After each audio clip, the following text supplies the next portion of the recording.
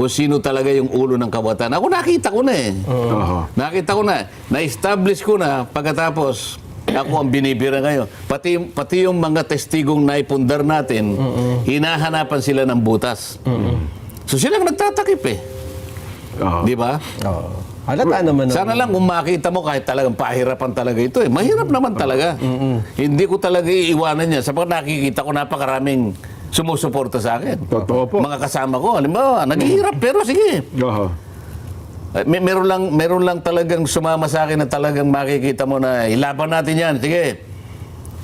Ba't ko naman iiwan? Ang problema, tinanggal ako eh. Bago tayo mag-umpisa, baka pwede nyong i-like ang video na to. Malaking bagay ang like sa aming mga content creators. Maraming salamat po.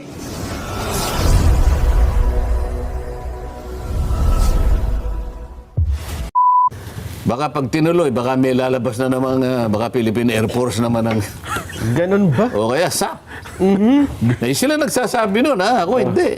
Wala akong sinasabing ganyan. Ganon. Baka mayroon pa Bakit ang dami pang dapat na tawagin? Bakit hindi yun ang unahin? Unang-una, 17 ang binanggit ni Diskaya, ng mga Diskaya. Bakit hindi ilabas? Para pagtatanungin yung 17 congressmen. Di ba?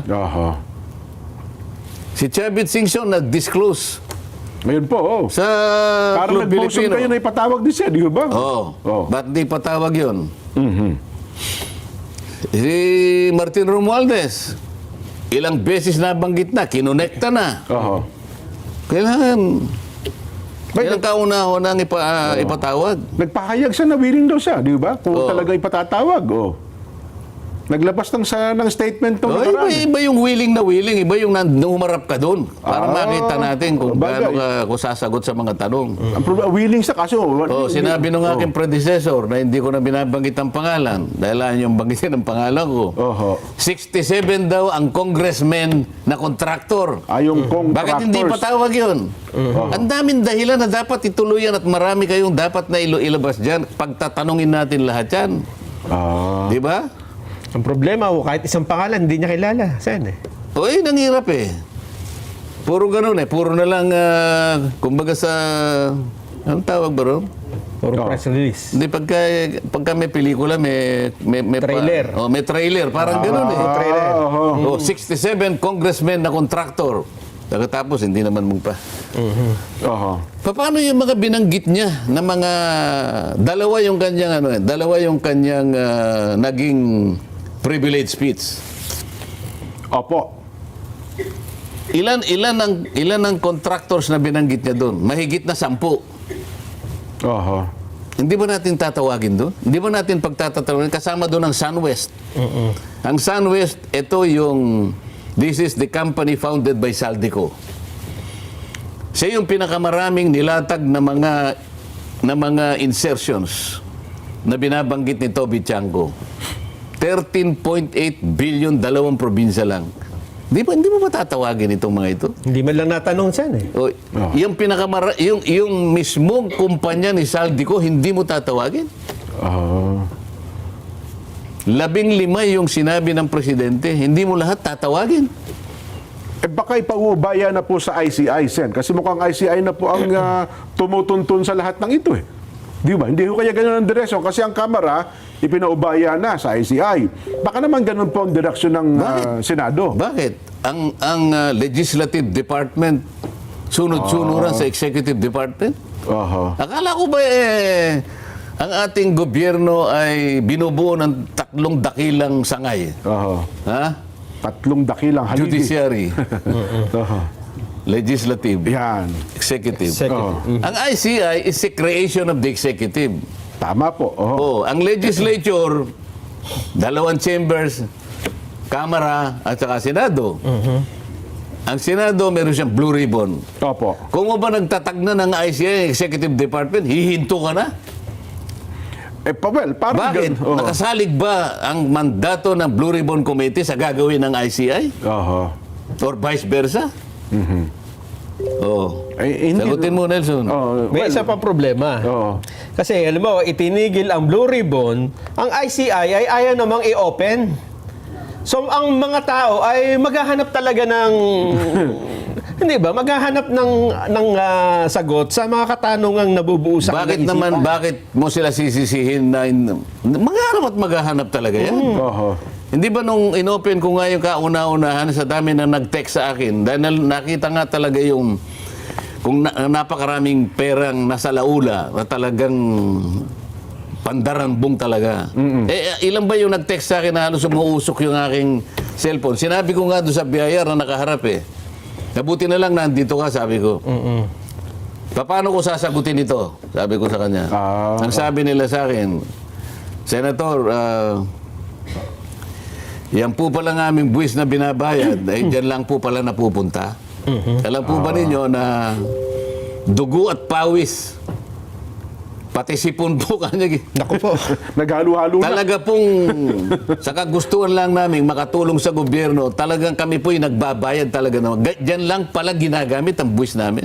Pwede po bang ilaban nyo kami? Oho. Kahit na itong next year, wag na muna po kaming magbayad. Pwede po ba? Nako. Nako, oho. Oo. Mabigat po yun, oh. Tapos sabi nung biyayar, Commissioner Lumagi.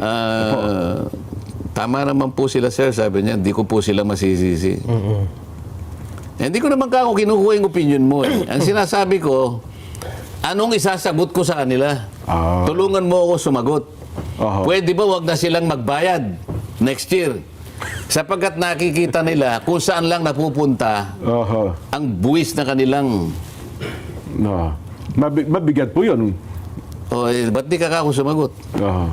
Babagsak ang gobyerno pag wala nagbayad ng Hindi, buwis. ayaw sumagot. Wala kang may sasagot. Kanya, wala po. O ikaw ka ako, DPWH. Oho. Wala rin po. Oho. No, sabi ko, sige ako nagsasagot. Ayan. Sabi ko, wag ninyong gagawin. Yan. Tama kayo. Kasi po, pagka ganyan po yung ginawa nyo, lalo po tayong babagsak bilang isang bansa. Oho. Ako na po nakikiusap sa inyo. Kaya nga po nandito kami para ayusin natin ito. Usigin natin ang dapat na usigin. Maibalik po yung pera talaga na nawala. Pero wag po ninyong gagawin. Dahil mas lalo po tayong babagsak Oho. bilang isang bansa. Pero talagang tutuusin mo, may katwiran sila eh. Ayaw po naman. Sentimiento ng taong Kaya bayan. ngayon, tinatanong mo kanina. Oho. Natanong mo pala, Nelson. Talagang maghahanap sila ng kasagutan dito. Alam nilang inopen natin ito. Alam nila seryoso tayo na matukoy natin kung sino-sino yung mga walang hiya na yan. Pagkatapos hihinto mo. Oho. Yung isa naman, nagpapatuloy. Pero palihim naman ang Palihim investigasyon. naman. Oo. Magdududa ang taong bayan. Baka nga bumalik na naman sila eh. Talagang hindi na kami magbabayad. Pagka ganyan naman Delikado, sir. Delikado pag ganyan. No? si Kong Marcoleta, tama po yung pakiusap niya. Okay na po. Inalis po siya eh. Yun. Paano ngayon yan? Oho. Ito pa isang tanong. Oho. Kung ibalik kayo sa chairmanship, Ako na sasagot, Sen. Huwag nyo tatanggapin. huwag natin pangunahan. Baka naman, kung sabihin ng mga OFW na magbabayad na sila ng buwis, kung itutuloy ni Senador Marcoleta ang Ang hearing. pagiging chairman ng ano. hindi naman nakasalalay sa akin yung pagbabayad nila ng buwis eh. Kasi ako, pinakita ko na sa kanila ang dapat nating gawin. Ang problema, pinupolitika ng mga kasama namin eh. Oho. Para sa akin, hindi sila naghahanap ng kasagutan eh. Para sa akin, hindi ko sila kasangga kung pag-uusapan yung seryosong paghahanap kung sino talaga yung ulo ng kawatan. Ako nakita ko na eh. Nakita ko na. Na-establish ko na pagkatapos ako ang binibira ngayon. Pati yung mga testigong naipundar natin, hinahanapan sila ng butas. So silang nagtatakip eh. Di ba? Halata naman. Sana lang kung makita mo kahit talagang pahirapan talaga ito eh. Mahirap naman talaga. Hindi ko talaga iiwanan yan. Sapagkat nakikita ko napakaraming sumusuporta sa akin. Totoo po. Mga kasama ko, halimbawa, naghihirap pero sige. Oho. Meron lang talagang sumama sa akin na talagang makikita mo na ilaban natin yan. Sige. Ba't ko naman iiwanan? Ang problema, tinanggal ako eh. Yun na nga po. Mukhang Wala tayong Vox Populi. mas masarap na ho ang panonood ng ating mga kababayan sa social media. Pero ituloy ko nasa yung punto na yon. Pero, paano po ito kung walang magiging mapipiling chairman at saka nag-iiba-iba na ho ang direksyon eh. Bakit po pinoproblema yun? Problema ng ating Senate President yan. Hindi, siyempre, tutulungan natin ng Senate President. Kawawa. Kawawa din naman. Bilang mamamayang Pilipino, tayong naghahanap ng kasagutan eh. Di ho ba? Silang sila yung nauna dyan eh. Sabi nila, mas magaling kanyang mag-imbestiga si ganito. Yan. Sige. Sige ikaw. Ang problema, hindi niya nabigyan ng distinction yung dalawang bagay eh. Ano po yan? Ang mandato ng Blue Ribbon Committee, investigation in aid of legislation. Isa po yun. Oho. Yun ang tuntunin mo. Yun ang direction mo eh. Oho. Ay yung isa, police investigation ang kanyang alam. Tingnan mo, halimbawa, kapag ikaw ay chairman ng Blue Ribbon Committee, investigation in aid of legislation, Opo. ang tingin mo doon sa mga taong pinatawag mo, resource persons. Yes. Oho. May paggalang doon. Kasi sa tuntunin mo, igagalang mo, may karapatan sila. Hindi mo pagbububulyawin doon.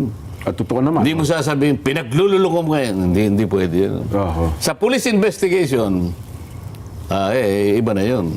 Pagdududuruin mo na sila, testigong... Ito yung hindi hindi malinaw. Pagkatapos, nag-hearing, Blue Ribbon, ha? Opo. Anong ginagawa ng Department of Justice Secretary doon?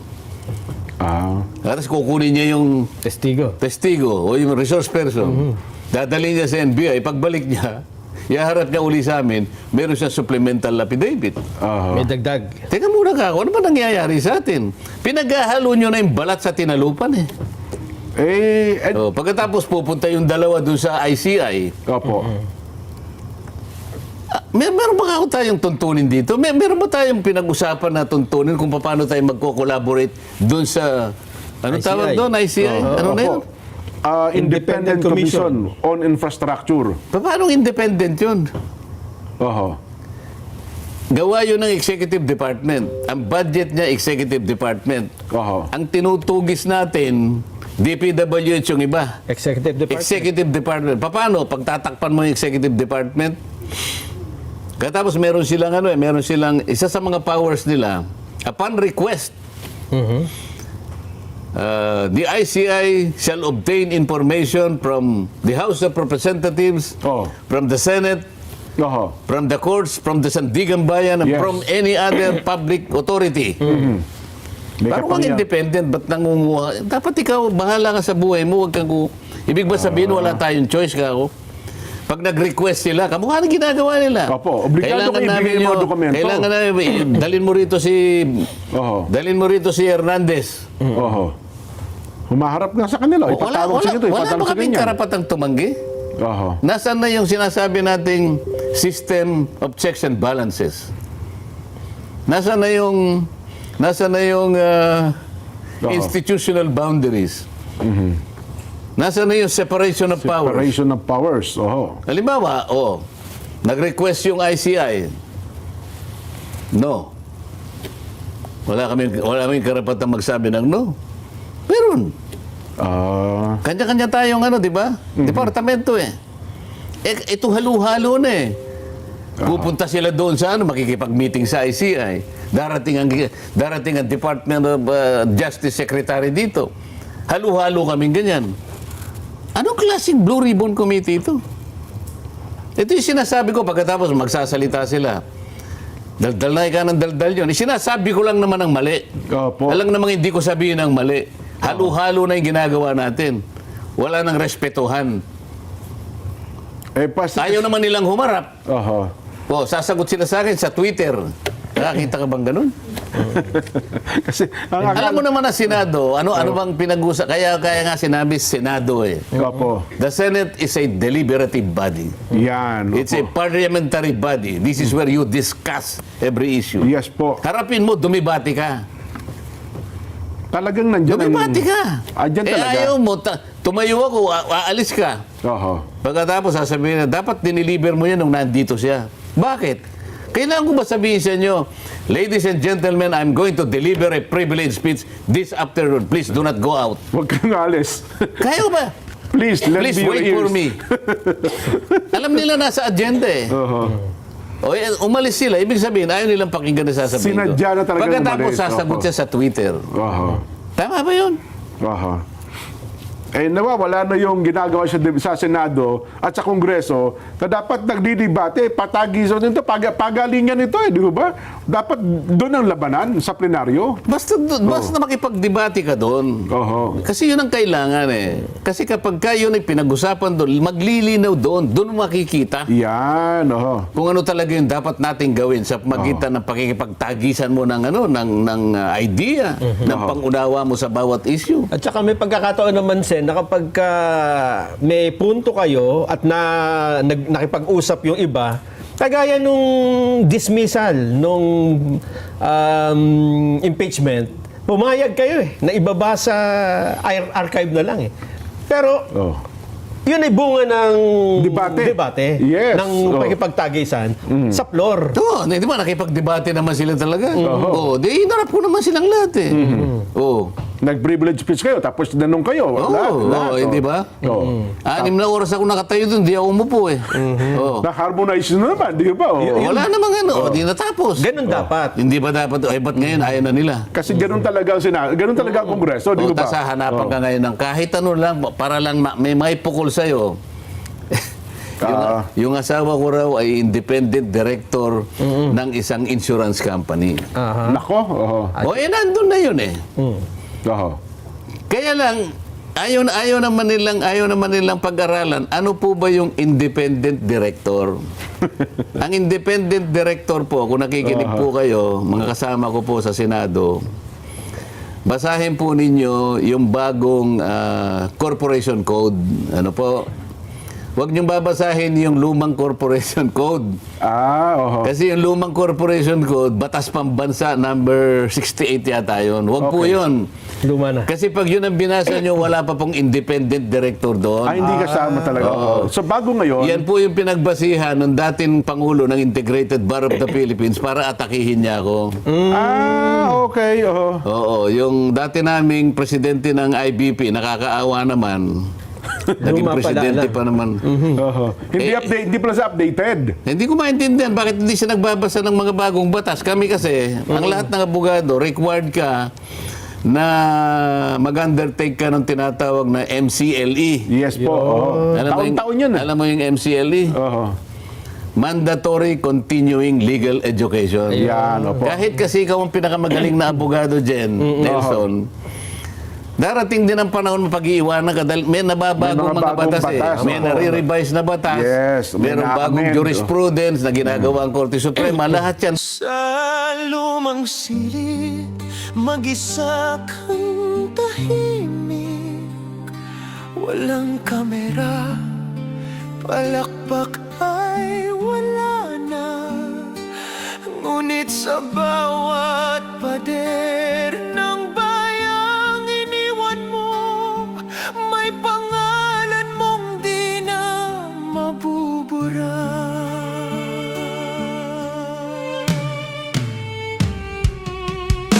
Minsan kang naging balikat ng mahihina, kalaban ng takot, kakampi ng masa.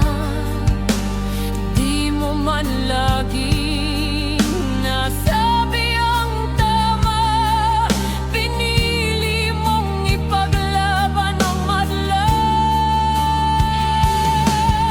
Hindi ka sakdal gaya naming lahat, pero tumindi ka nang walang pag-atras.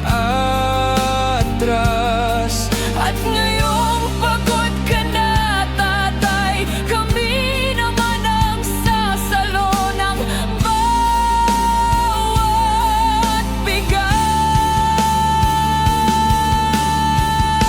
bigat. Hanggang sa dulo, ikaw ay mahal. Kahit papagod na ang iyong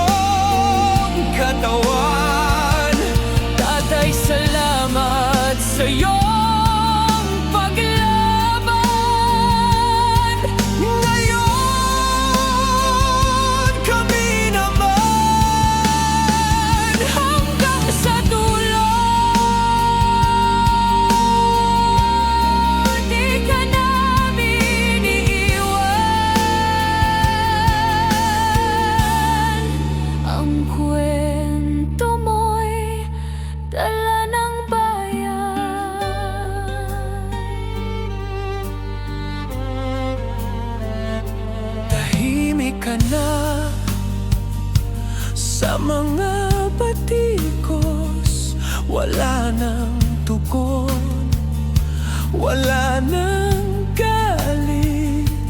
Pero sa mata ng mga maralita, naroon pa rin ang tapat mong alaala. Marami mang di nakaintindi, marami pa rin ang di nakakalimot. At ngayong wala ka ng kapangyarihan, tatay, Ang magtatanggol sa'yo ay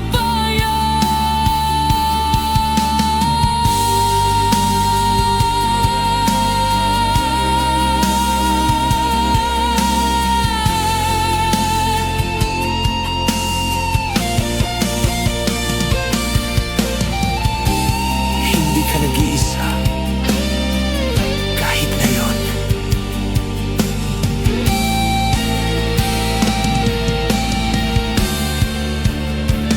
hanggang sa dulo, tangan ka pa rin. Sa puso ng batang minsan mong pinakain. Hanggang sa dulo, di ka nag-iisa. Ang dasal ng bayan ay sa'yo pa rin. Katay kami naman ang lalaban sa ngalan mo, sa alaala mo.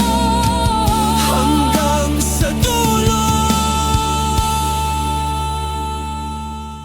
Dalangin ka ng puso ng masa.